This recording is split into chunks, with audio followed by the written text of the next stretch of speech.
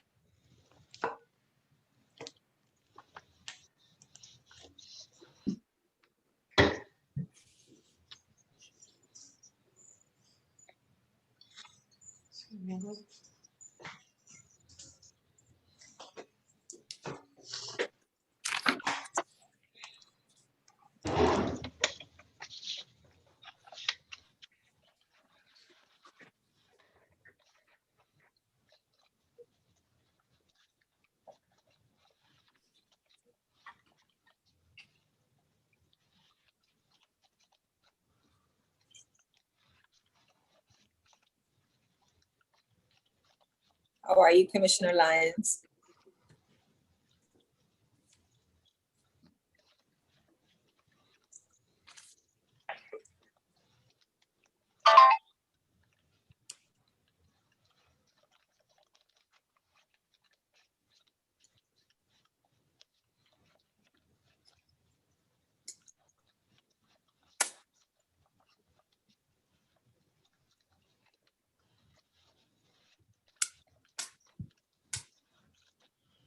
Lieutenant, who else are we expecting?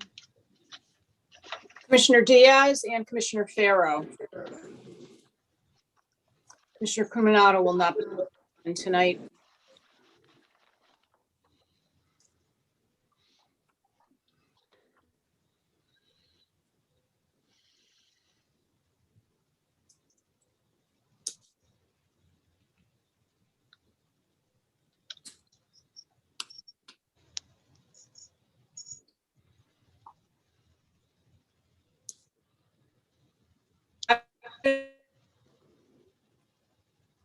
Commissioner Diaz, he's waiting to get home, so I'm going to call Commissioner Farrow. I'm going to step away for a moment.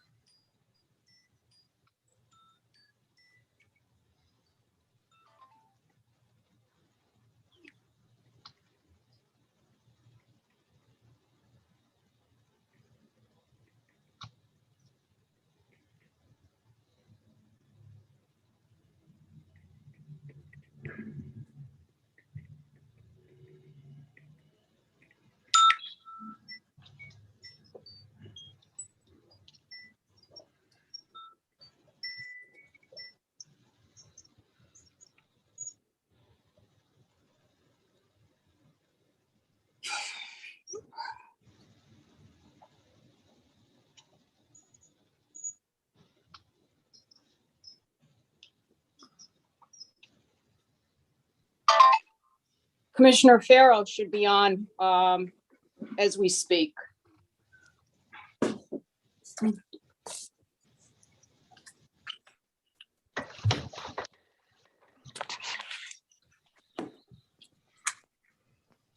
So he is here and we can start the meeting. Okay, very good.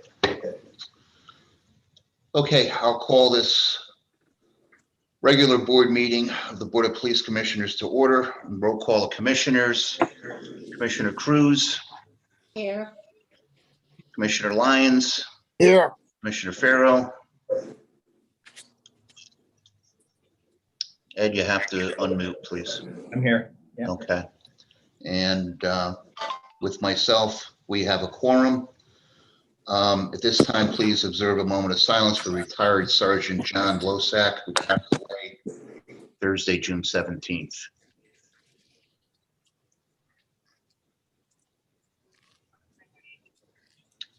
May you rest in peace.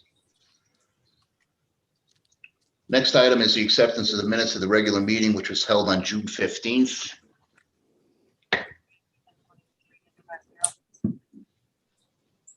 Is there a motion to accept? So moved. It's been moved. Is there a second? Second.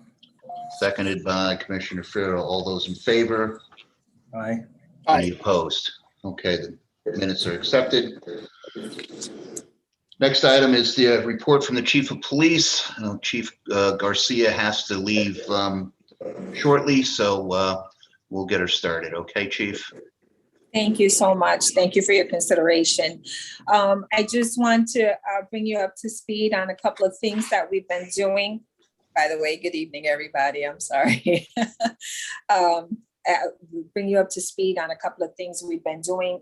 This week, we had, actually it was last week on Tuesday, we had our first One Bridgeport community forum. We had it on Zoom, and it's a community informational session that we had with some of our resources that we have MOUs with at the PD, and things that we believe that the community should know is out there for them. So we had Project Longevity, the Center for Family Justice, CASA, Liberations Program, and CIRI, which is the Connecticut Institute for Refugees and Immigration. We have representatives from those 5 agencies. It actually went very well. I mean, we wish a lot more people from the community would have joined us, but it was the first. The agencies were very enthused about starting to work together and being able to offer resources to almost try to do a one-stop shop type thing. It was very positive. And what has spun out of this is we're going to have 4 community events coming up, 2 in August, 2 in September. I will let you know the follow-ups and send out the flyers to you all as well. In person, one of the first things that we're going to do is try to do community education on overdosing, which is one of the things that Liberation works with, is substance use and homelessness, as well as some of the other entities that were represented. So we want to do that, do an informational, educational piece for the community while it's still warm. We could do it outside. If you attend, we will provide a Narcan kit for those that are in attendance and do attend the training. So that's going to be, and we want to focus on faith-based and community outreach for that, because we know that someone always knows someone else, right, that can use these resources and hopefully stop an overdose from happening. I've been getting the statistics of overdoses. Fairfield County is up there. However, thankfully, Bridgeport is one of the lowest areas in Fairfield County, which is actually good news. I have 2 sergeant's promotions that we're looking to do by the end of this week, as the list will be expiring this week. I'm waiting the final signatures on approval for that. And we have two sergeants that we will be promoting, and I'm very happy about that. And so are they, by the way. And then we're today, tomorrow, and Thursday, Civil Service is conducting interviews for the potential candidates that have taken the police exam. That's one of the phases, one of the beginning phases that they go through. It's a panel of 3, I believe. And they're going through that for the next 3 days. And that's going to be an effort to push forward on putting a class in the academy. We're hoping that we will have a group ready to enter the academy October, November, but they're at the beginning phases right now. We are preparing the academy. The academy is under new supervision at this time. Sergeant Collazo is getting prepared with the curriculum for the new academy class for entry level for the police department, as well as civilian detention officers. And we have a couple of other things that we're breaking out with training on as well. One of the things that we know is of a concern, big concern to the community and to us as well, are the dirt bikes that seem to pop up everywhere. We are still trying to address them, obviously, within the confines that we find ourselves based on statutes and post mandates. So we are aware and we are still trying to focus on that. I know that there have been some incidents recently where we've had very large groups of dirt bikes throughout the city.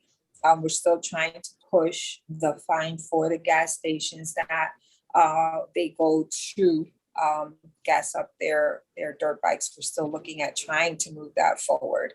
We have been very active with high visibility in our hotspot areas. As you all know, we have weekly command staff meetings where we look at patterns, trends, and clusters and try to curtail some of the incidents of gun violence, et cetera. As you all may know, we did have a homicide this morning. Can't go into the particulars too much because they're still waiting for notifications, et cetera. And we have put out the information on the suspect, who is still at large at this time. And one of the things that I do want to remind anyone that's out in the community that is planning on having an event in some of the public places, that permits are necessary. If you're having events, or you plan on having an event, let's say at the park, Cleveland Green, et cetera, you do need a permit, and permits need to be submitted 30 days prior for review and approval. And at this time, that's all I have. If anybody has any questions. Chief, when is the deadline on the sergeant promotions again? Friday. Friday. Okay. Any of the So we commissioners? I'm sorry, go ahead. No worries. Definitely, we've been trying to walk the requests through for signatures, and I'm hoping either Thursday or Friday morning to have the ceremonies, as long as they're signed off on by all personnel that are needed. Okay, great. Any other questions? I have a question for the chief. Sure. I've noticed just in travel, in my work, I'm on the road quite a bit. There's an awful lot of tractor trailers parked on city streets. Mhm. There's a tractor that's on Main Street, right near the corner of Fern and Burnsford, right in between that block, that seems to have a permanent spot in front of that house. Is that something that parking enforcement takes care of? Is that something that your officers are who's in charge of at least tagging these things? On Soundview Avenue, there's 2 or 3 that back into their driveway or park these with boxes along the streets. I've seen more and more of them. There was one on Westfield Avenue not too long ago, but that's moved since. Right? I do see them quite often. What we have learned about that is that because we did ask this question, and what we have is we have traffic trying to address them, but it seems like by the time traffic does come in, that some of those tractor trailers are already out on the road. So we try to have the area cars if the people call in, and the dispatch center can send the local or the sector car to address this concern. But what we have learned is that because of COVID, it appears that a lot of the companies are allowing the tractor trailers to go with the driver to their homes instead of dropping them off at the yard where they would normally check in. They're allowing them to take them home. And that is why we've seen such a great, because I've seen them too, sir. And I've tried to address them while we're there. And it seems like we go out there, you do your tagging, and then the next day they're back out there. So it has become a huge problem. I do agree. But we like I said, that if they call in and we're made aware of it, traffic is trying to jump ahead of it, as well as the sector cars. Okay. Thank you. You're welcome, sir. You're welcome. Unless there's any other questions for the chief, we can let her go. Thank you, Chief. Thank you all. Have a great Hi, evening. Thank you, chief. Thank you. Apologize for getting on late. For the record, Commissioner Diaz is present. Next item is report from the union. I see that Brad Seeley is on the call. How are you, Brad? Hi, Commissioners. Good evening. How's everyone? How you doing? Very good, very good. Good, thank you. So last month we had the union sponsored a blood drive with the American Red Cross. We had a lot of participation from our members here in the police department. Over 40 pints of blood was donated as a result of that blood drive. Currently, we're working on the September annual Gerald T. DeJoseph Memorial Scholarship Golf Tournament.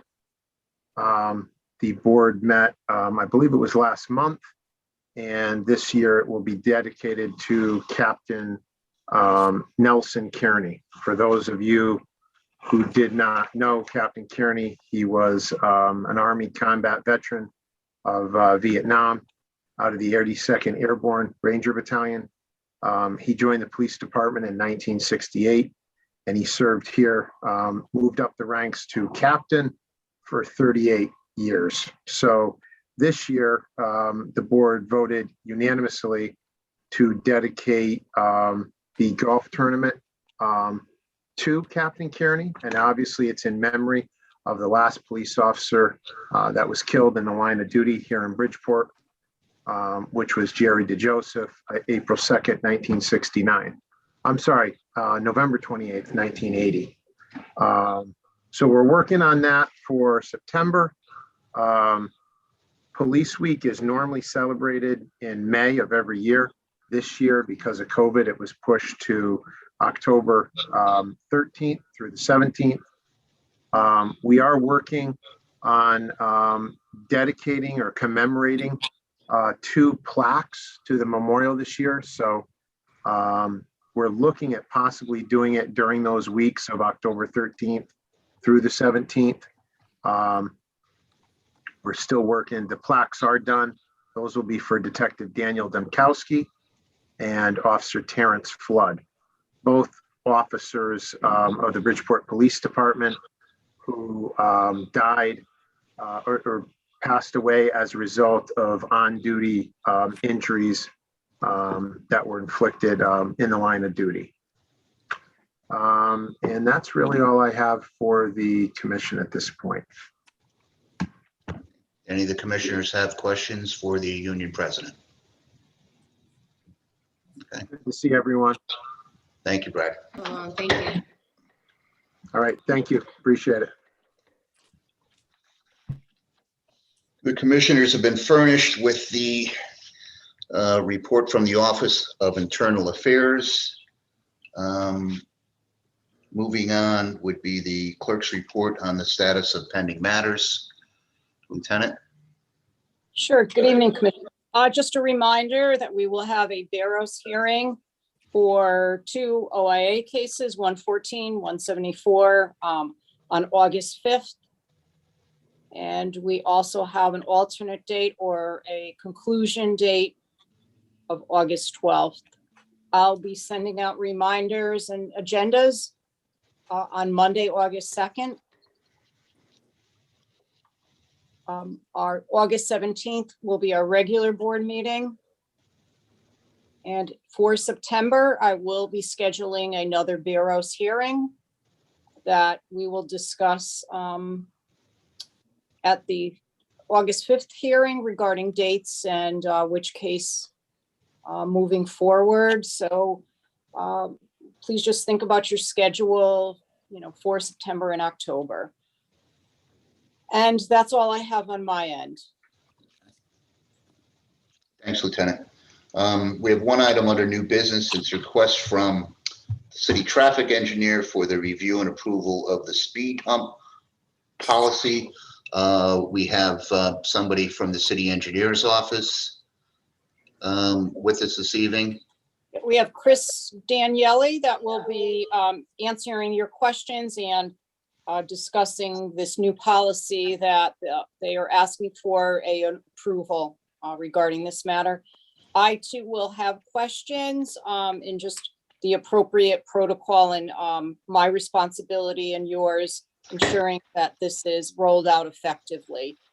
So Chris, if you're here with us, Hey everyone, how are you? I'll do my best to answer the questions. Whatever I can't answer, I'll relay it to Powell and John and Creedy, and we'll get back to you with answers.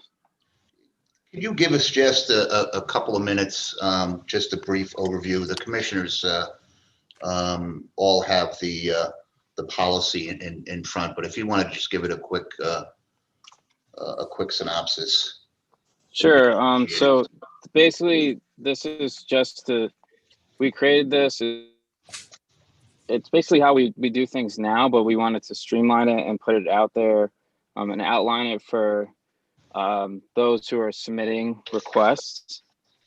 Because oftentimes we'll get requests, for an example, like on an arterial road or a collector road, and right off the bat, we know that there's way too much traffic there, that speed humps aren't going to work there. So we wouldn't be able to approve speed humps there. So what we're trying to do is outline it in the speed hump policy, what we are looking for and what we review in the field. And then occasionally there are a few exceptions which are outlined in here as well. But one of the biggest things that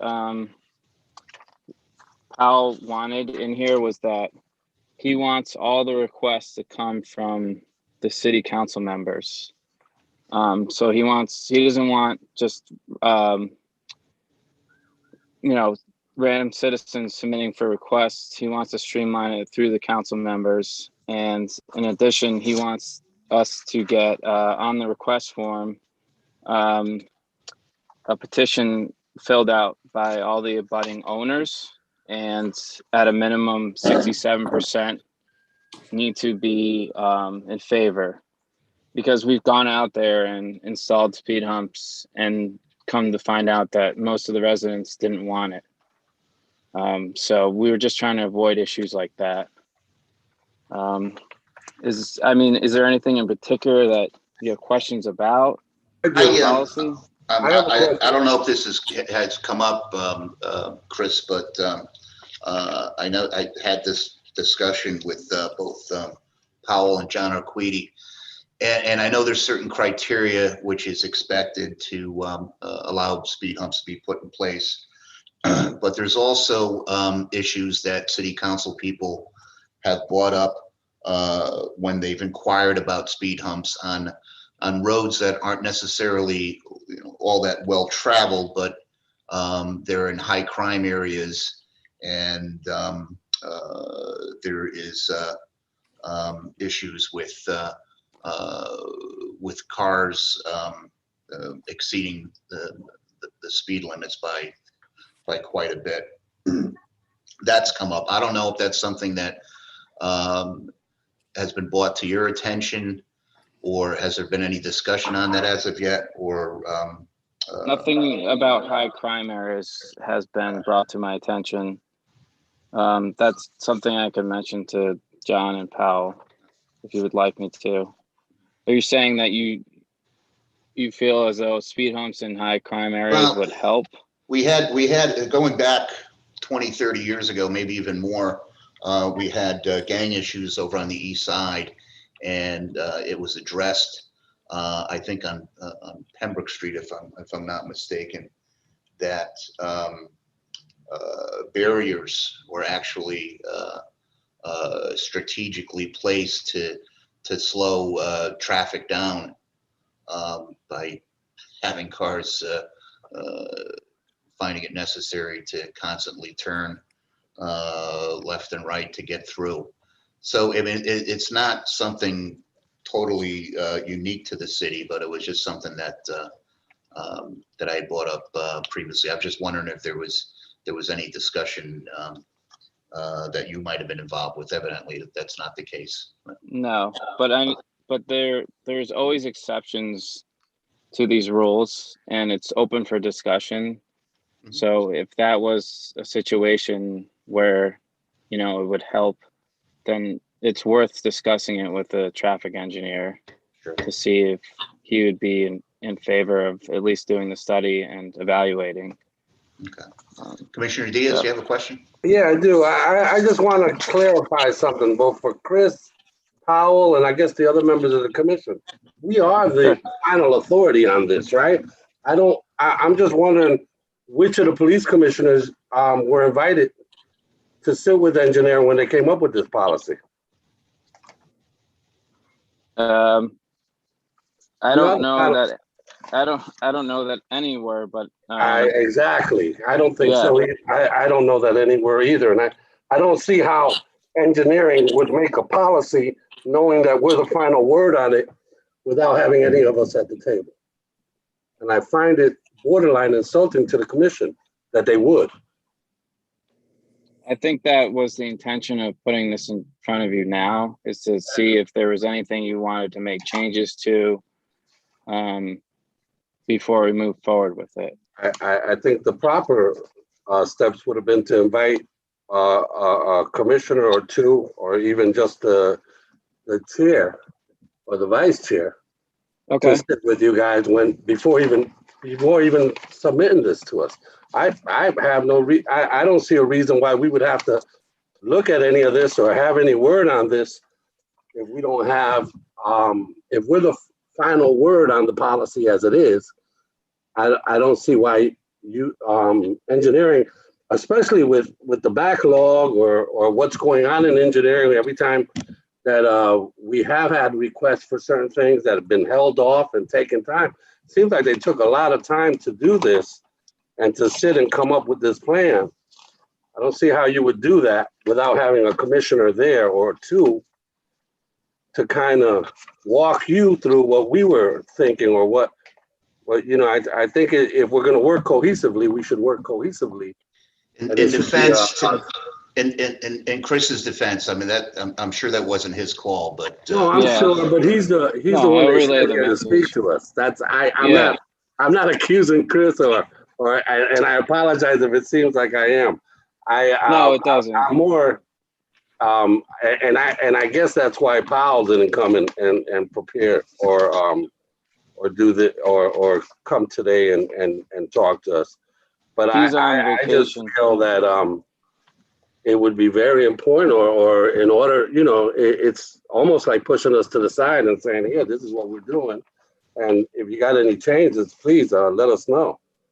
And Yeah, my opinion would be, yeah, let's start all over and have Okay. one of us at the table. Okay, I can tell you that most of this is based on state and federal guidelines, and we also reviewed other policies in surrounding cities, similar cities. So I recently took a ride through Westport Weston, and they have them everywhere. Yeah. They have them everywhere. I work for Westport Lexus, and my test drive consists of Sasco Road and just about that whole area up there, and they got speed bumps everywhere. So if we're gonna fall in line with anyone, I'd strive to fall in line with Westport Weston before Hartford or New Haven myself, but that's my opinion. I just feel that engineering is sidestepping us to come up with a plan without speaking to us, especially knowing that the councilmen have been coming to us for the last year and a half about this. Again, just my opinion, and I'm not, I don't mean for you to be the brunt of it, but you are the person they sent to bring us the message. yeah, and I will Anything. happily relay the message to them that you would like to sit down and redo the policy. And redo the whole policy. I have a question. Okay. Go right ahead. I'm looking at the request of the city engineer's office not to approve the following tractor requests, two of which are speed humps, one on Pleasant View Avenue and one on Cowles Avenue. Could you give me is there a reason for them not to approve those speed humps? Did it not meet I your don't have criteria? the, Yeah. I don't have that information In in front both of me. cases, if I can answer that, Commissioner Lyons, in both cases, the requests were Pleasantville Avenue and Cowles Avenue. Both those streets are dead ends. So I can certainly appreciate why that wasn't recommended. Okay, And on the other ones, they were requests for the temporary, the rubber speed bumps that we saw a couple of years back, and those are no longer in use. okay. And they could resubmit if they would like to do permanent speed humps for those streets that requested the temporary. Mhm. All right, that was gonna be Yeah. question number 2. Yeah, Union Avenue is quick, Beach Place, Lewis Street. Okay. Thank you for that clarification. Okay. So we do say in our policy, which what we're gonna, I know you want to rewrite together. We do say that restrict placement on cul-de-sacs and dead-end streets. However, if the dead-end street provides access to a public destination, such as a park, we would waive that restriction. So it's always open for discussion and interpretation, and like a situation like that. So that would be a good example. But like I said, I happily will relay the message to John and Powell that you would like to sit down and redo the policy with them. Well, I think redo might be too strong of a word. Like more like review, I think would be the word if we in fact go that route. Lieutenant O'Donnell, you said you had something you want to discuss on this matter. Yes, I do. Hi, Chris. Thank you Hi. for being able to join us. That's greatly appreciated, especially on my end. Until the policy is approved, I just have a couple questions. So I do receive verbal requests, just messages left on my phone. And then I have a written request from a constituent through a council person. How would you like me to address these requests now on behalf of the board? And what would you like me to do until this policy is completely approved? I mean, I think we should continue to move forward as is until we approve this new policy. But So in the new policy, we would like for council members to submit the application. Okay, so right now, I'll just submit my traditional request to you in a formal letter. And then once this policy is approved, if I get a verbal request or a written request, I will then put it back answering the constituent to contact their council person. And I will also attach the policy. I can also send to the constituent via email. Is that correct in how you'd like me to proceed on behalf of the board? I know that's how the engineering office would like to proceed. I don't know. I guess I can't really speak for if the board is in favor of that or not. One other question, after the review, and this is approved, all of the council members will be brought up to speed as to the exact protocol, so that maybe it will reduce citizens just leaving messages on my voicemail or sending me emails, that it has to go through the signature process via the council person. Is that correct? Yeah, that's correct. And it also has to do with budgeting as well, because the council members are gonna be close to their budget for their district. So I think that was another reason why Powell and John wanted to go through the council member. That makes sense. Okay, yep, very good. Thank you, Chris, for the You're clarification. welcome. Commissioner Farrow. Yeah, I mean, I'm very concerned about this concept, this idea that the constituents have to go through a council member in order to express their concerns about trafficking. And so I'm really concerned about that part of it. And my question is, when they go to a council, is the council person obligated to do something very specific, or can a council person of their own accord deny the request? And so that's where my concern is as I'm listening to this whole thing. Right. Okay, I can ask that question. There's got to be some way to, you know. If the council members are instructed to relay the request, whether or not they agree with it, I think that would have to be spelled out. Okay. I'm not for Okay. anything that shuts down the constituency from being able to communicate their concerns. I don't want no Right. parts of it. So Chris, an example of what Commissioner Farrow is speaking of is when I had requests come in and I, send it over to you. I have no contact number. I have no email of what you've requested. So in this policy and with the council people, it has to be very specific so that I can provide, for the citizen or constituent, the guidelines so that they can, successfully put in a request. Right. That was our intention for the policy, is to be able to review it with the person requesting or provide it to them so they can see that if their street would even fit the standards. But not everyone's going to understand this, and I think we're aware of that. So we might end up getting requests that don't meet the policy right off the bat, and we're just gonna deny it based on, it doesn't meet the standards. So I think Powell's aware of that. And I'm not sure if he intended for the council members to turn down people or not, but I understand where you're coming from, that you wouldn't want to make that decision. So I will definitely relay that to him as well. I have one more question, if I may. Sure. Chris, in your study of whether to approve or not to approve, do they take into consideration the history of accidents on any particular streets? There are some where speeding causes most of these accidents. There's a couple of streets that have blind curves where cars have gone right into either to stone walls or crashed right into properties multiple times. Do they take that into consideration when they make a decision on whether speed humps are necessary? Because speed humps will slow a car down by all means. Yeah, we look at traffic reports, accident reports Okay. when we do this. So. Okay, so that is a consideration. Good. Yep. And we do a speed study.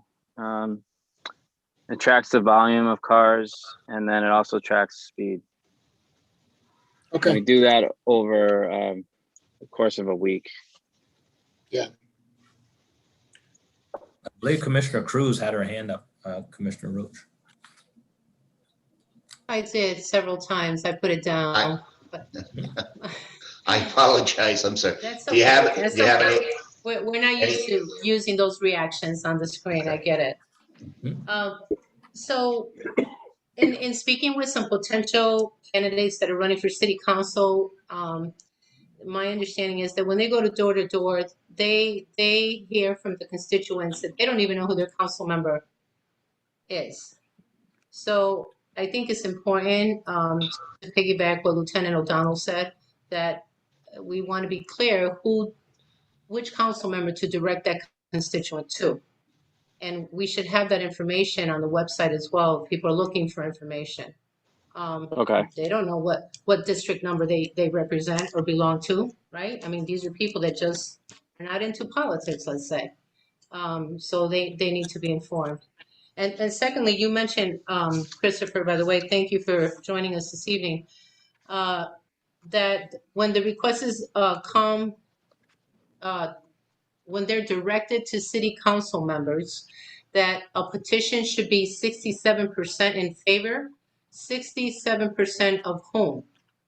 The owners residents? abutting the owners that will be impacted by the speed humps. And the reason why we want owners is because someone renting could live there for that year and then leave. So we just want the owners that are abutting the area that's going to be impacted in favor, at least 2/3 of it.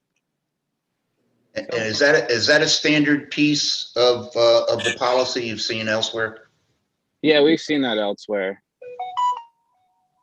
And like I said, we've had, well, at least I've heard, because I've only been here for 4 months now.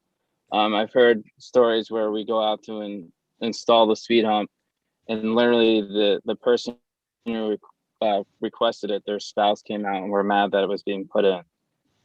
So if it's just one person on the whole street, it may not represent the neighborhood that, you know, they may not be in favor of it, so. So I'm sure before the we average do it, person that wants speed humps on their street do not want them in front of their house, though. Right, Yeah, and put we it down a also little bit. encountered that as well. Yeah, So. I'm sure you're gonna get that.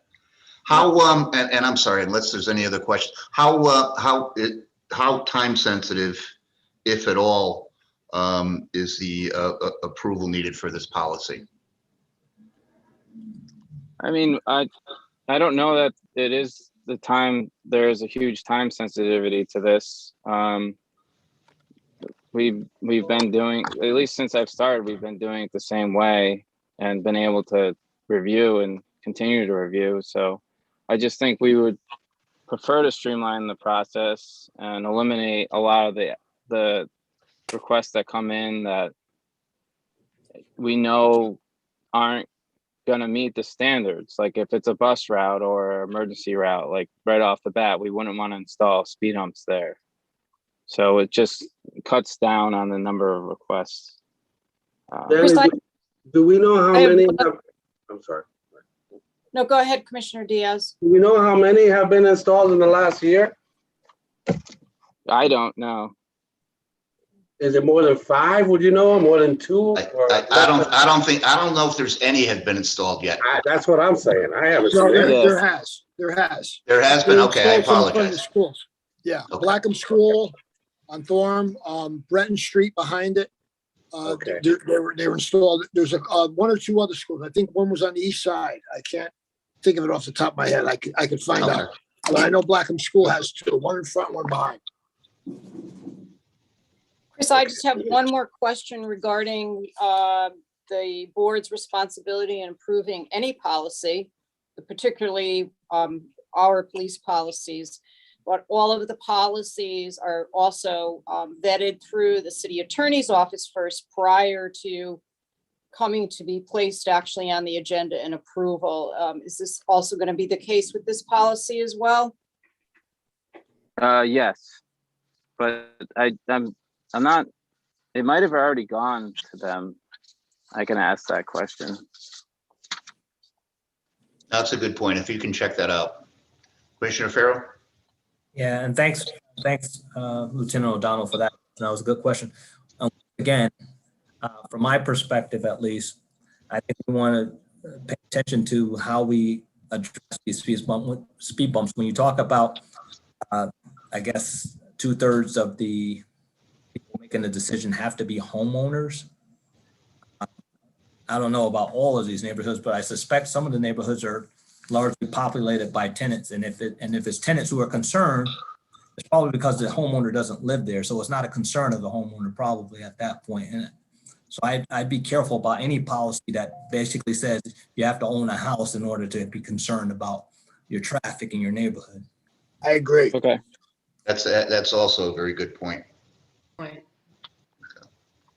Yeah, Chris, and one last thing on my end, with moving forward on this, you can always send the policy to me and I will get it out to the commissioners even earlier than a meeting so that, during this review period, any changes. So you could certainly use me for, direct contact, for all of our commissioners. Okay. And Now, one thing, go ahead, Chris. I just was wondering, when I relay the message to Paul and John about wanting to meet, That's what I was just going to mention. Could you? who should it be that they reach out to about that? They could reach out to the department clerk who will contact the commissioners. Or the department clerk could provide you with the commissioner's email addresses. Or Commissioner Diaz. Okay. Okay.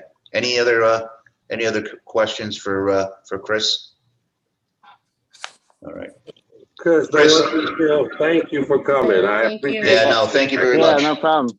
I do Thanks, appreciate guys. it. Have a great Yeah, night. Thank you. Nice job. Take care. Thank you. All right. Bye. Okay, moving along, we have nothing under old business correspondence, letters of appreciations, or matters that involve widow's pension. The next item would be request of the city engineer, city traffic engineer, to approve the following traffic requests.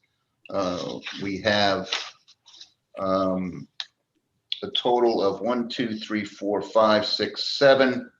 That the recommendation is for approval with the exception of item Roman numeral 5 underneath 9BV, which is has to do with a request under those that the city traffic engineer is asking us not to approve, and that's installation.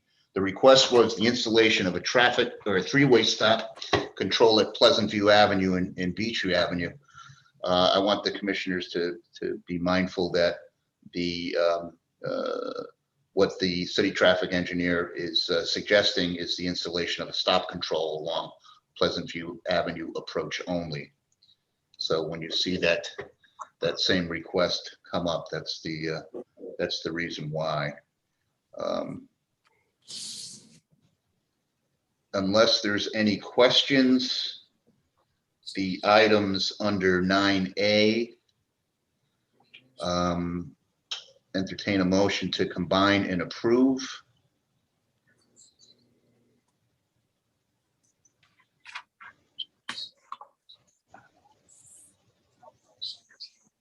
So move.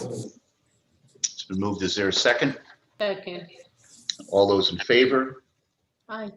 Any opposed? Okay, the items under 9A are approved. Now we have the request of the city traffic engineer not to approve the following request. We'll start with, maybe we should, we can go over these individually and combine and move if the commissioners see fit. But the that was brought up before the installation. I'm sorry, installation of the first two handicap parking requests. Both those addresses have a private driveway, and I understand the applicant answered that they did have access to the driveway. Is that correct, Lieutenant? Yes, it is, Commissioner. She's just noting that she's not able to navigate. She is allowed to park, in the driveway, but she does not feel that there's ample space to maneuver. Okay. And that's the reason for her request. And the items 3 and 4, as we discussed before, those are both dead-end streets. That's why the speed humps were automatically recommended for denial. The installation under 5, the installation of the three-way stop, we've addressed that with the approval of the stop control along Pleasant View Avenue. The 3 requests for the rubber speed humps, we spoke earlier as to why they're not need to be approved, because we don't use those anymore. I would suggest if you can notify the applicants, Lieutenant, and I think one of the commissioners suggested that they put a request in for the permanent speed humps. I would be more than happy to do that in my formal letter that I will send to them, denying the request, but also asking them that they would be, they can reapply for a permanent. Okay. The next item is installation of a multi-way stop control at East Pasadena Place and Fairfax Road. The city traffic engineer says there's the volume, traffic volume at that intersection is is pretty much at a minimum, but it is close to Thomas Hooker School, as I understand it. And the request has to do more with controlling speeding on Fairfax Road more than anything. I mean, I would suggest tabling that matter if you folks don't mind. And there's a request for an installation of multi-way stop at Wilmot and Alex Street. It's also minimum traffic. It's actually a T intersection. There's a church, I think, located at that intersection. But whatever the commissioner's pleasure is with that, we can concur with the city traffic engineer, or table it and allow the applicant to make his or her case. Commissioner Roach, Yes, sir. I was just again about number 10, B10. Mm-hmm. You were trying to describe what's going on there. You said there's a school there as well? No, it's actually a church There's a church. Okay. at that intersection, yes. But you said there's a T. It's a T intersection, right? Whereas the one before is they're looking for a four-way stop. It's an intersection, albeit one of the streets is actually a short dead end street, but I just bring that up because it's close to the school. And if there's a speeding problem, and it could be a situation in both of these where a speed hump or two could address that situation also, as opposed to the stop signs.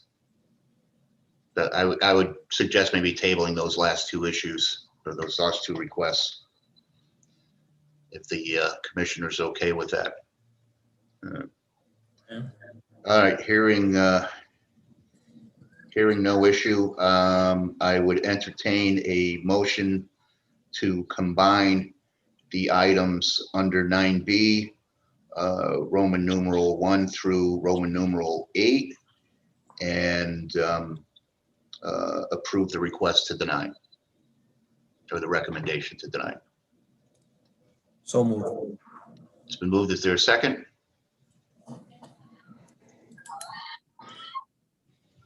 Second. Seconded. All those in favor? Aye. Any opposed? Okay. The next item was the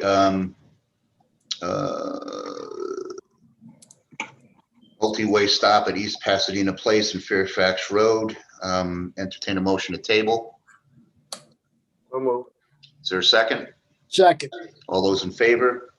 Aye. Any opposed? Okay, that matter's tabled. Entertain the same motion for the next item, which is the multi-way stop sign request at Wilmot Avenue and Alex Street. So moved. It's been moved, seconded. Second. Okay, all those in favor? Aye. Are any opposed? Okay. Any Commissioner- other business? If I may, how would you like me to proceed in items 9 and 10 with contacting the original requester? Would you like them to attend the August meeting? What can I do in helping you gather Well, more? I would probably to both the applicants, and my suggestion would be that although the city traffic engineer recommended denial, we're looking into either more information or possible alternatives that would alleviate the situation there. Then I will follow up with the traffic engineer asking for a different resolution and trying to address the two issues here Okay. before the meeting in August. Commissioners, anything else? Would entertain a motion to adjourn. So So moved. moved. It's been moved and seconded. All those in favor? Aye. Any opposed? Okay, we are adjourned. Thank you. Great week, Thank you, everyone. folks. Thank you. You too. Bye. Bye.